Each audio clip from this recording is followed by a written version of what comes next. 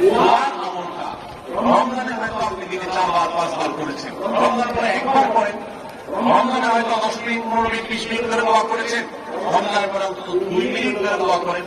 এই 4টা কাজ, 5 ওয়াক্ত নামাজ, সবার বাবা বর্তমান, কোরআন কারীমের তিলাওয়াত, আর দিন এবং রাতের কোন একটা সময় আল্লাহর কাছে দোয়ায় মাশগুল হওয়া।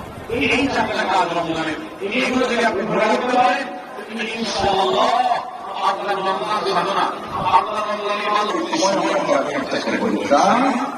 এটি হলো আলোচনা মানে সবাই চেষ্টা করব ইনশাআল্লাহ। আল্লাহ আমাদের সবাইকে তৌফিক দান করুন। ভাইরা আমার প্রথম মাস আমার কাছে বেশি ঠিক এখন প্রোগ্রামের আগে আমার ছোট্ট একটা বিষয় একাধিক বিষয়ে কথা বলতে চাই। আপনারা অনেকেই জানেন